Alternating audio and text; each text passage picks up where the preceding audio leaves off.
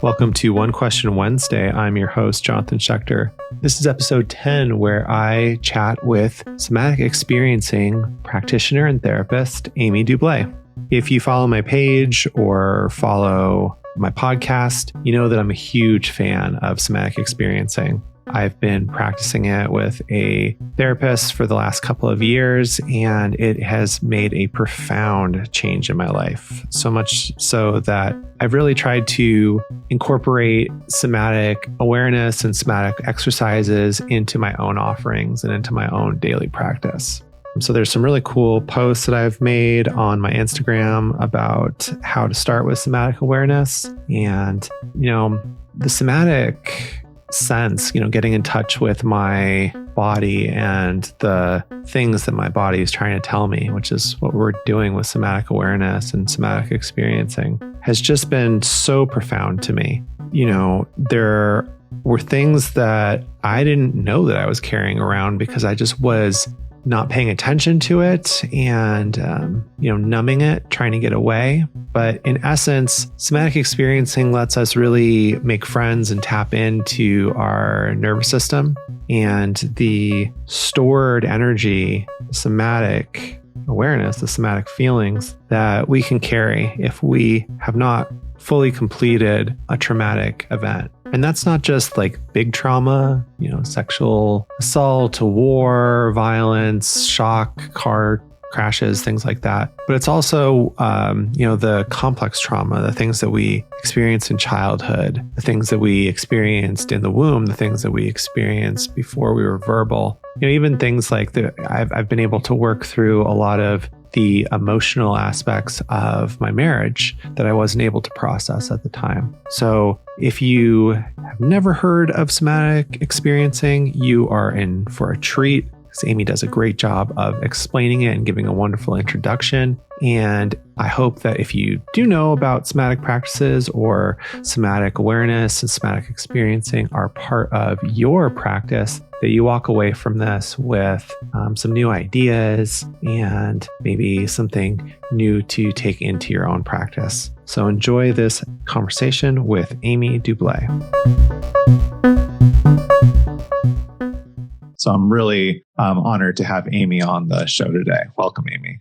Thank you so much, Jonathan. Yes. And somatic experiencing is my primary modality, and Dr. Peter Levine had been working in this way for over 40 years and is definitely a pioneer in the field and has been my mentor for over 12 years. So thank you so much for acknowledging my background as well.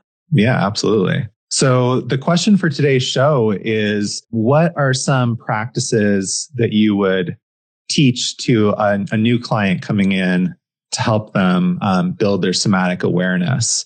And I realized as I was typing out that question to you the other night that there was an assumption that I was making in that, which is that awareness is the place where you actually start working with people. So I would love, if I'm completely off base on that, just for you to explain as sort of part of the explanation, your answer, like how does that process work when somebody comes to you new?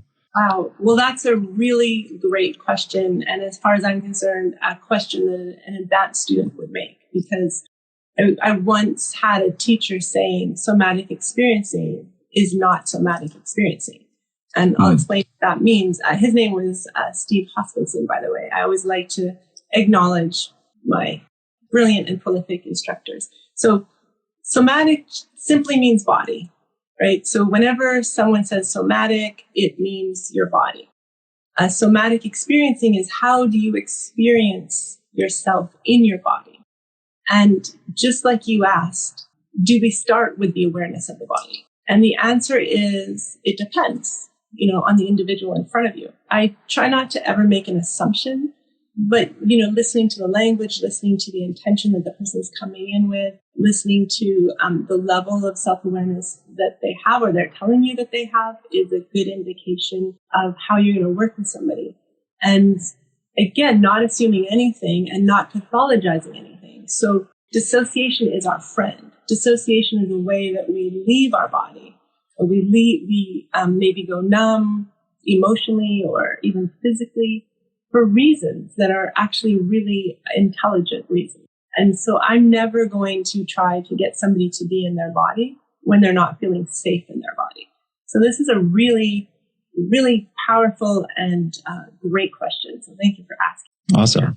Yeah. So what would be some of like the beginning type of practices or exercises that you would work with, like that you would prescribe or, help your client with? Yeah. So first of all, I would notice like how much awareness do they have and how comfortable are they? How often do they spend sort of in their intellectual mind or feeling a little bit checked out or spacey? So kind of getting a feeling of the person.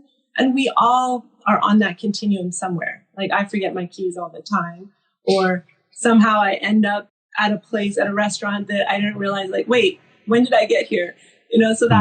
So we've all experienced that on some level. And then some of us are defended in an intellectual way where everything is in the mind. And that's another way of dissociating from our body. But one of the things I would do is just see if somebody could notice like the weight, from side to side, just asking people to lean from one side to the other side and to notice what they're aware of as their weight goes from one side to the other side. Maybe they're sitting and they can feel it in their sit bones on the chair, or maybe they're standing and they can feel their weight going from one foot to the other. And that's a way of helping people like check into their body because first of all, it's a new language, right? Very few of us are taught to check in with ourselves in that way. And so we're teaching a new language.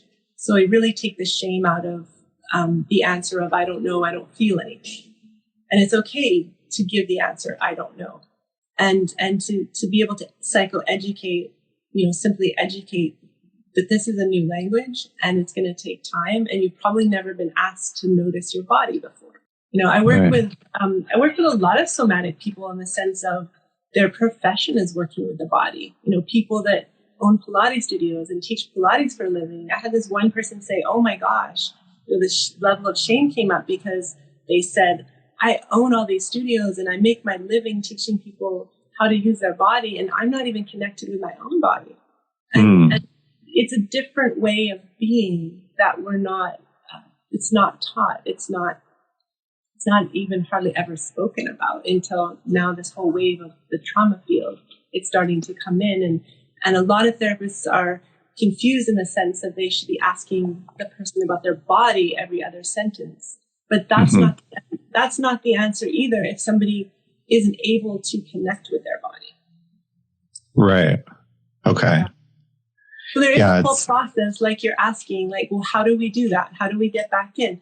Well, first of all, to normalize the fact that it's okay that you're not able to, or you don't know how, or you don't feel anything, right? Yeah.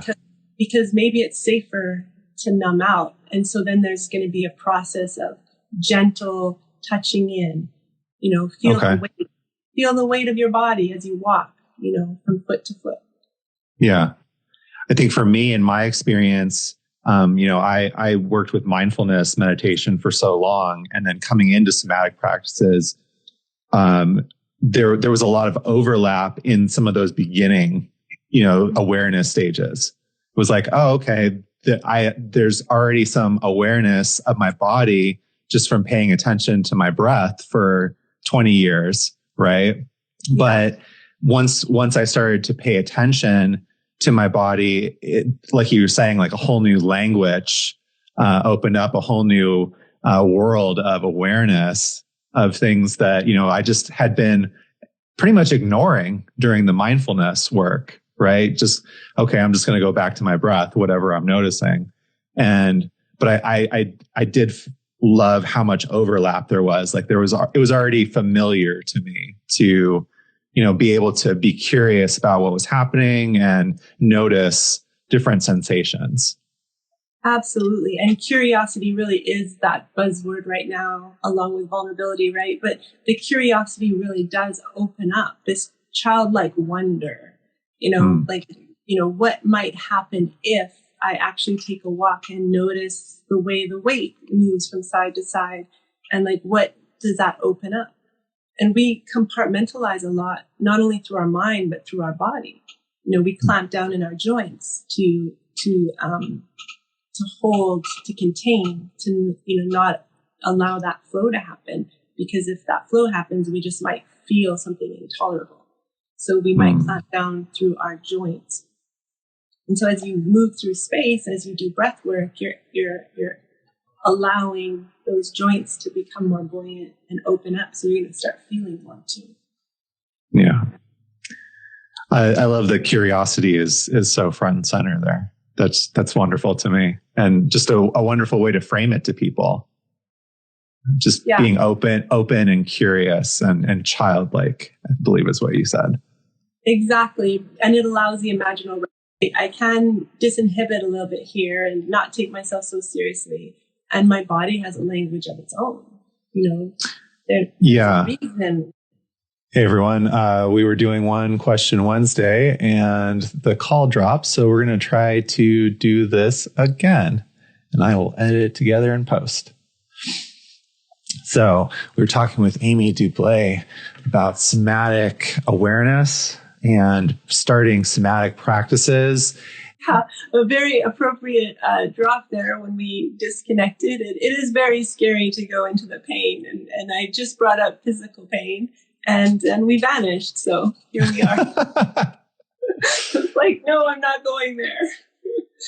Yeah. Well, it's been funny with this, with my shoulder. It's been something I've been dealing with for most of the year. And we just took my car yesterday to get an oil change. And they said, hey, you need this new ball joint on your tire arm. And I said, well, what does that do? And they said, well, it's just like your shoulder. You've got this ball joint, it goes inside and it's really like cracked and you really need to get it changed because if it breaks, the tire just sort of falls off.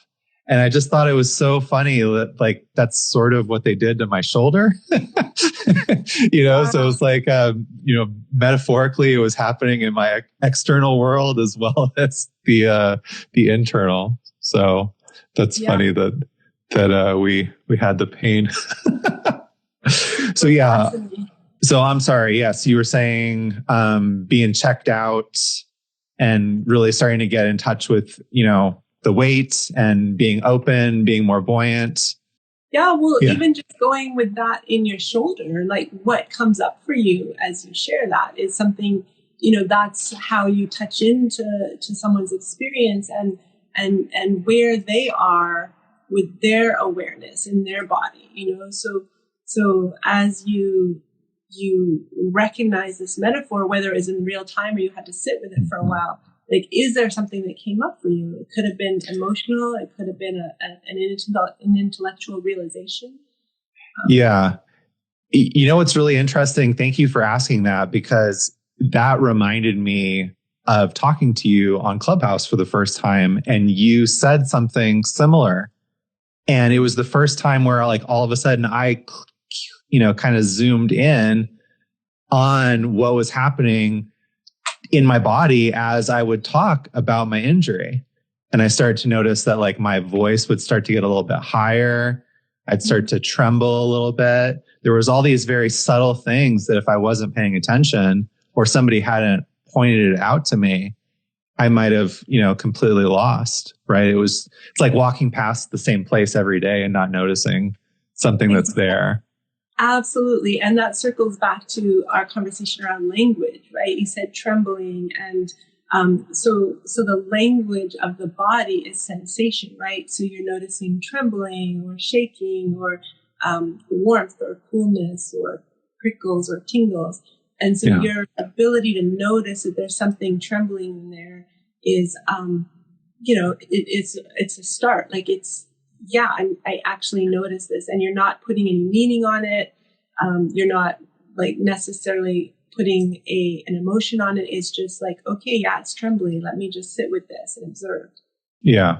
Yeah. It's been a really interesting experience, going from working with complex trauma to working with that big T trauma, shock trauma.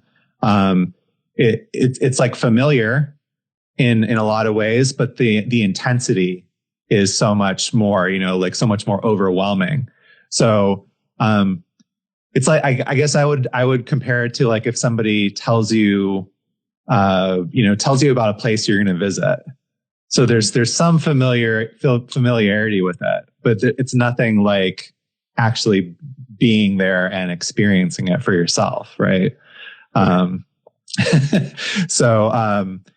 yeah, it's really transformed the way that I am experiencing life and able to apply some of those resources that, a couple of years ago, had a different context. It's like, okay, I can use these when I'm talking about things from my parents' divorce or my divorce or, stressful things. But they're not there. They're not happening all the time. And then all of a sudden with the shock trauma, it was like, oh no, this is happening all the time. So it's familiar and I have resources to start to work with it and to sit with it, like you're saying, and without judgment, with curiosity. Yes. And as you said, the shoulder is, the somatic part of maybe an emotional experience. You brought up not just one, but 2 divorces. And so I'm going to assume there's emotion around that, but without making the assumption, also know that the shoulders are an extension of our heart. The shoulders and the arms come out of our heart. And so that would be a direction for inquiry, compassionate inquiry, like, what is coming up for you and seeing, where you're able to tolerate being in connection with that is how I might work with you. So everyone is different, right? And their capacity to be present with their body, but they first need the language. Got it. Yeah. So if somebody doesn't have the language, it also doesn't imply that they don't have the capacity. Sure. Yeah. It's a matter more of experience and exposure to that language. Right.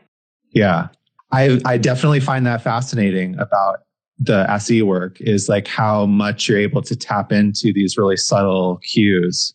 I know that there's body cues that you're looking for, but just what you're able to glean from us having this conversation right here.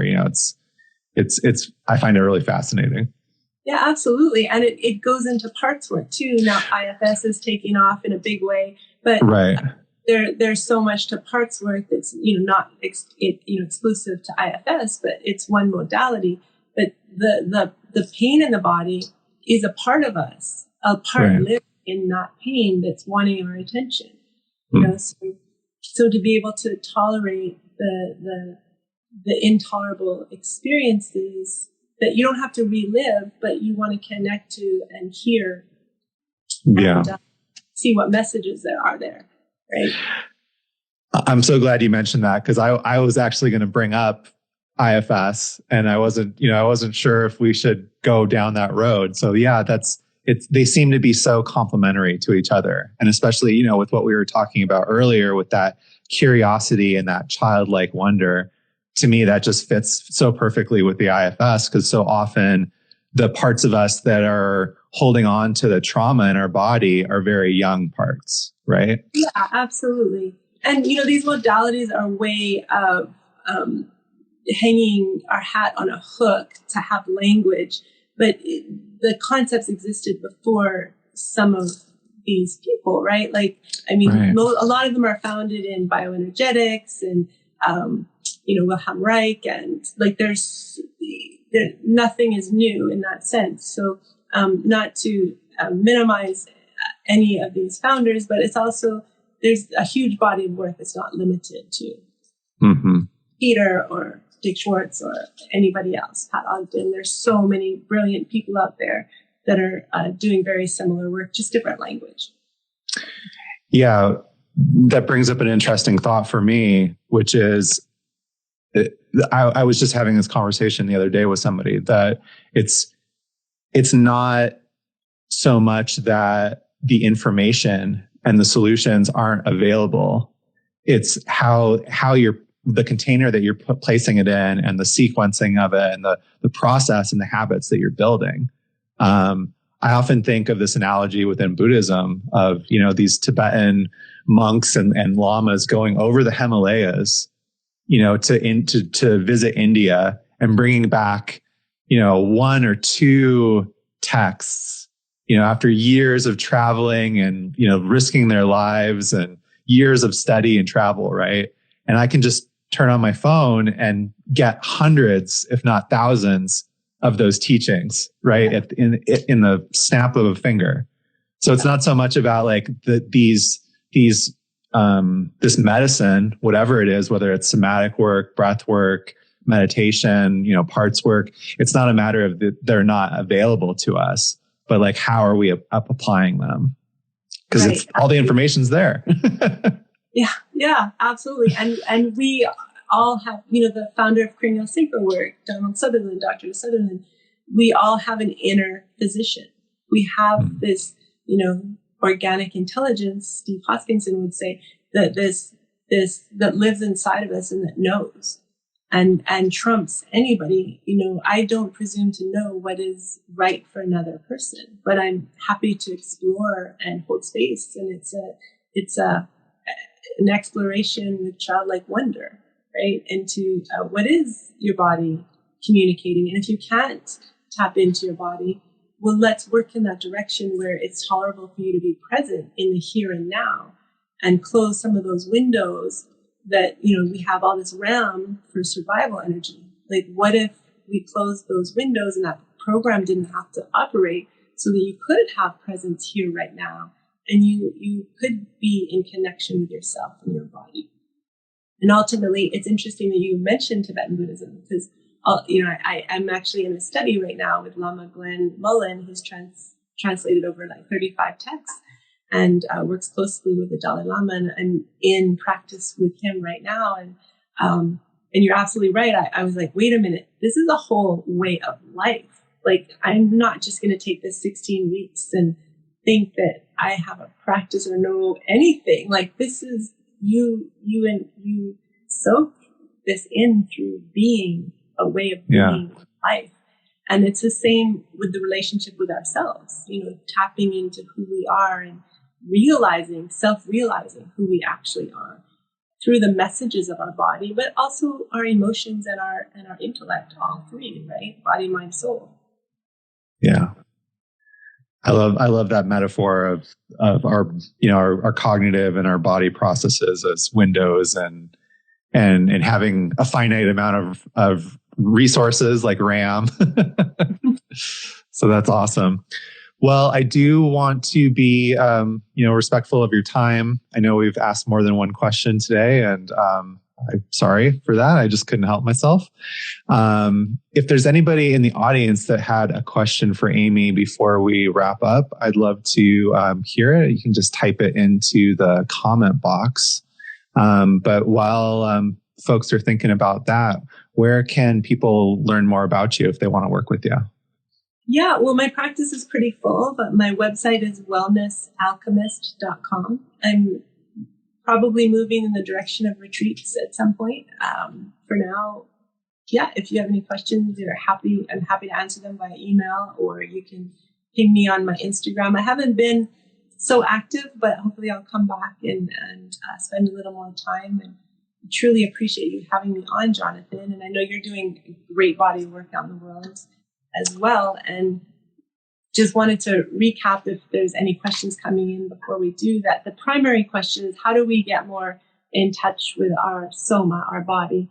And there's different ways that work for different people. And again, it depends on your level of safety and how safe you feel in your body. If we don't feel safe in our body, we're not really going to be connected to the experience of it. But also, if we don't know the language, we're not going to be connected to that experience. So one is learning the language, that the language is sensation, that you might feel hot, you might feel cool, you might feel prickly or tingly. And so now you know what to look for. Like, something feels uneasy. Oh, there's a tension in my belly. That's the language. And then also to look for what feels right, what feels good in the body. Oh, I took a deep breath. When I noticed that the leaves in the trees are moving and dancing, and it made me smile, and I took a deep breath, and I feel an expansion in my chest. That's a way of tapping into your body. So that was a question you started out with. Yeah. How do we become more aware of our physical sensations in our body? And that's one way, is to look for what is right, what feels good, what feels neutral to good, in our experience. And it could be the way that your shoulders relax when you feel relief, or the deeper breath you take when you realize like everything's okay. And so I would just encourage people to notice when they're experiencing a goodness, like a pleasurable conversation, or a texture that they like. Like in the wintertime, I love to wear cashmere, and I just feel the texture of it, and it makes me smile, and I feel an expansion in my chest. So what can you orient around that specifically for you is a goodness, and then notice the sensation inside? And that's one way that you can start to orient to your body and feel comfortable in the body. Awesome. Those are some great suggestions. Coming up with textures, thoughts, and just noticing sensations. I love that idea of like the fabric or the texture that you find pleasurable, just having that as a resource to kind of rely on. Any sensation. It could be the eye, like aesthetically pleasing, your favorite color, or it could be a texture or a taste or a sound. So you could use any of your senses. You can listen to your favorite music and then notice if there's a sensation that arises in your body after the song is over. Awesome. Well, Amy, I so appreciate your time and for sharing your wisdom and experience with us. Thanks, I would love to do it again sometime, or maybe do a clubhouse room together. I'm happy to. Yeah, that would be great. All right. So thanks everybody for tuning in. This was One Question Wednesday. We'll be back next Wednesday with Tristan Victor, who's a men's coach. So I'm looking forward to that as well. And thanks for tuning in today with me, Jonathan Schechter, and Amy Doublet. Until next time, guys. Take care. Bye. Thanks for checking out this episode of One Question Wednesday. I hope that not only you enjoyed it, but that you feel inspired to go and practice, go meditate, do some breath work, take an ice bath, or that you feel curious about adding a new practice to your self-development and transformation work. As always, if you can follow, subscribe the podcast on whatever platform you're listening to it on, that really helps. Just making that or adding a review really helps push the show up in the algorithm. And also follow me on Instagram at Blue Magic Alchemy, all one word. And if you're interested in learning more about breathwork, or you'd like support integrating or preparing for self-development and transformational work, reach out to me at bluemagicalchemy@gmail.com or on Instagram to set up a discovery call for integration coaching. Until next time, thank you, be well, and keep practicing.